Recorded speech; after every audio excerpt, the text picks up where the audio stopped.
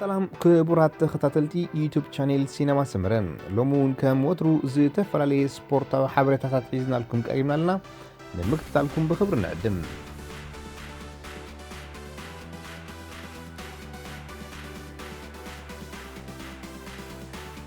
تم فتصامي سيكافا سينيور تشالنج كلتشن عسرت شعتن صباح كايديوم ساعات نايت صوتالوتون تغير لهم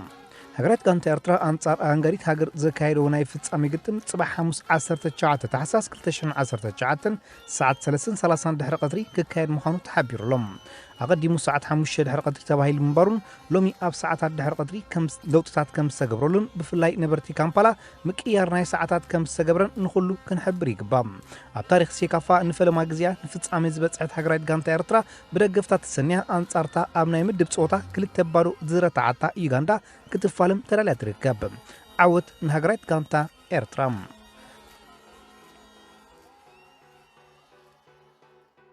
ፕሬዚደንት ሃገራዊት ፌደሬሽን ኩዕሶ እግሪ ኤርትራ አቶ ኢሳያስ አብርሃም አባል ቦርድ ቤት ምክር ሴካፋ ኮይኑ ሎሚ ረቡዕ ተመሪጾም አቶ ኢሳያስ አብርሃም አባል ቦርድ ሴካፋ ኮይኑ ብምምራጹ ንስፖርት ሃገርና ኤርትራ ዓቢ ዓወትን ዕቤትን ይሞ ንኹሉ እንቋ ዓርከብናሉ እንቋ ሓጎስና ደቂየራይ ተቀዳዳማይ ክለብ ኣስታና መርሃዊ ቅዱስ ካልኣይ ብሉጽ ኣፍሪቃዊ ተቀዳዳማይ ተሰይሙ መርሃዊ ንደቡብ ኣፍሪቃዊ ዳሪል ኢምፔይ ሲዕብዩ ናይ 2019 ካልኣይ ዝበለጸ ተቀዳዳማይ ኣፍሪቃ ዝብል ማዕርግ ተላቢስዎም ብጀካ መርሃዊ ናትናኤል ብርሃነ ቢንያም ግርማይን ያዕቆብ ደበሳይን ድማ ካብ 4 ክሳብ 6 ንዘሎ ናይ ብሉጻት ተቀዳድምቲ ቦታ ተማቂሎም ኣለዎም መንበር ቤት ተጻዋታይ ባርሳ ኔልሰን ሰሜዶ ብሰረቕቲ ከም ተዘረፈ ካሪና ሰርሰባለት ማዕከን ዜና ኣፍሊጣም ሰሜዶ ምስ ደቂ ጋንቱ ኣብ ሶፊያ ዝተባህለ ሆቴል ኣብ ምድላው ኩለዩ ገዝኡ ብሰረቕቲ ተወሪሮም በዚ መሰረት ድማ ካብ ገዛ ሰሜዶ ከም መጋየፂ ክቡራት ሰዓታት ዝርከቦም ክብር ዝበለ ንብረታት ንምርካብ ዝዓለመ ስርቂ እዚ ናይ ሰሜዶ ናይ ፈለማ ከም ዘይኮነን ኣብ ዞባ ካታሎኒያ ቅድሚ ሕጂ ሉዊስ ሱዋረዝ ሳሙኤል ኡምቲቲ ጀራርድ ፒኬ ፊሊፔ ኮቲኒዮ ኬቨን ፕሪንስ ቦቴንግ ዝርከቦም ተጻወቲ ተመሳሳሊ ኩነታት ኣጋጢሞም ምንባሩ ይፍለጥ ፍጻሜ ዋንጫ ክለባት ዓለም ሎሚ ኣብ ሞንጎ ሜክሲካዊት ክለብ ሞንቴርን እንግሊዛዊት ክለብ ሊቨርፑልን ተኻይዶም ኣብዚ ክለብ ንፌርሚኖ ቫን ዳይክ ማነ ኣርሎን ዝርከቦም ብርክት ዝበሉ ተጻወቱ ዝዕረፈሉ ጸወታ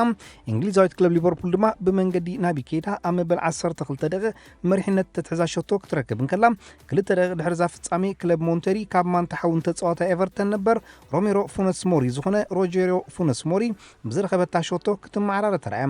ጸወታ ድማ ብዓብላልነት ሊቨርፑል ክሳብ ዕረፍቲ أكل حدا بحدا كالي شوتو كيترايو نعرفت أمرهم دعلا رفتي صوتا ناي قدم عرفتي قلطافو يقنيس يجميرهم كموت يترما كلتين غانتاتات أما أكل ميراس حاضر صوتا كوانت نبره حالفن نردات كام مقعوك حقن عدي أيو علن جورغان كلب دوما نتصوتا نابربحو نملوات نمان بشاكير كغيرو يترايو دعرزا قيار دما ليفربول صوتا بملو ناب قطصرهم كأتوهم ترايو يخون بركعسو نابسا كيعت كراخوغن أي كالون صانيحون كلوب ألكساندر أرلون فيرمينو نام ميدا قيرو كأتوهم ترايو أما بلتيس عن حدا دغير ما تغير زاتو فيرمينو بزمز قباشوتو نكلبو مريحنات كتحزا ترايو مدب غزي بمكال دما ليفربول كلتا بحدا تعويتام بز دما ليفربول نابقت انفصامي محلاف سنبت أنصار برازيلاويت كلب فلامينغو كتفاتاتيام ኣብ ትስቢት ዝተገብረሉ ጾታ ኣብ መንጎ ክለባት ባርሳን ሪያል ማድሪድን ኣብ ስታድዮም ኖ ካምፕ ተኻይዶም ኣብዚ ወጥሪ ዝመልኦ ጾታ መጀመርያ ህዲ ኢሉ ብቁልጡፍ ምቅባል ኩዕሶ ክልቲአን ክለባት ይጀሚሩ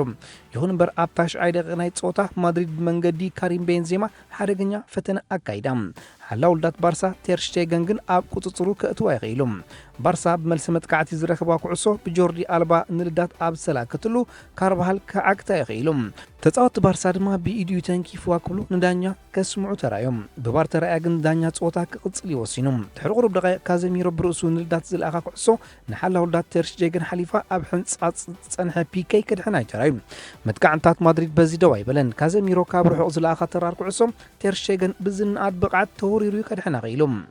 ባርሳ ብወገና ብመንገዲ ጆርዲ ኣልባ ንልዳት ዝለኣኻ ኩዕሶ ሓላ ውልዳት ማድሪድ ኮርቶዋ ዝተፋኣ ኩዕሶ ሞ ሜሲ ንልዳት ክልካት ከኢሎም ኣብ ድሕሪት ዝነበረ ሰርጂዮ ራሞስ ድማ ነታ ኩዕሶ ካብ ምምዝጋብ ከድሕና ኽኢሎም ጸንሐ ማድሪድ ብመንገዲ ቫልቬርደ ዝሃረመታ ተራር ቅላዕውን ቴር ሽቴገን ኣብ ቁፅፅሩ ከእትዋ ኽኢሎም ናይ ዕረፍቲ ግዜ ብምእካሉ ድማ ቀዳማይ እብረ ብዘይሸቶ ባዶ ይምርሕዮም ናይ ድሕሪ ዕረፍቲ ፀወታውን ብቕልጡፍ ምቅባል ክልቲአን ክለባት ይጀሚሩ ባርሳ መሪሕነት ተትሕዛ ትኽእል ዕድል ብመንገዲ ግሬዝማን ከተባኽን ክኢላ ማድሪድ ብወገና ብመንገዲ ጋሬዝ ቤል ዝረኸበት ኣተራር ፈተነ ንልዳት ተፀጊዓ ክትባኽን እያ ተራእያ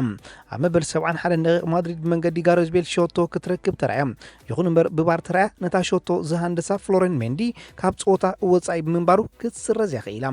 ባርሳ ካብዛ ፍጻሜ ብመልሰ መጥቃዕቲ ንልዳት ማድሪድ ወሪሮም ዝረኸብዋ ዕድል ሉዊስ ስዋረዝ ኣይተጠቕመላን ገፊሓ ክትወፅእ እያ ተራእያ ኣብ መበል 80 ደቂቕ ዚዳን ፀወታ ናብ ረብሑ ንምልዋጥ ንሞድሪችን ሮድሪጎን ቀይሩ ናብ ሜዳ ከውርዶም ከሎ ምዘንኡ ባርቤርደ ብወገኑ ንግሬዝማን ብኣንሱ ፋቲ ብምቕያር ንፀወታ ለውጢ ክዘርኣሉ ዝተበገሰ ፀወታ ክዛዘም ኣብ ዝቐረበሉ ድማ ማድሪድ ከተዕውታ እትኽእል ዕድል ብመንገዲ ካርባሃል ከተባኽና ያኽኢላ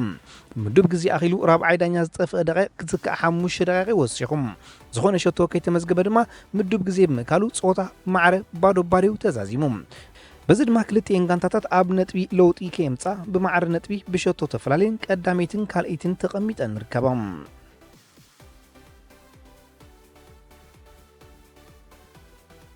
ግጥማት ሴሪኣ ጁቬንቱስ ንሳምፕዶሪያ 2-1 ረቲዓታም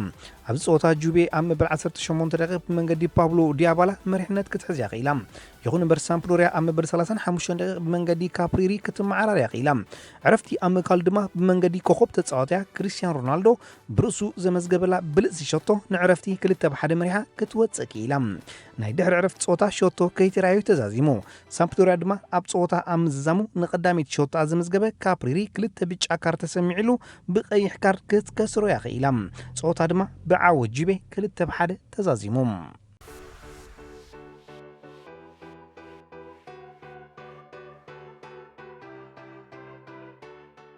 ዝኸበርኩም ተኸታተልቲ ዩቲዩብ ቻናል ሲነማ ሰመረ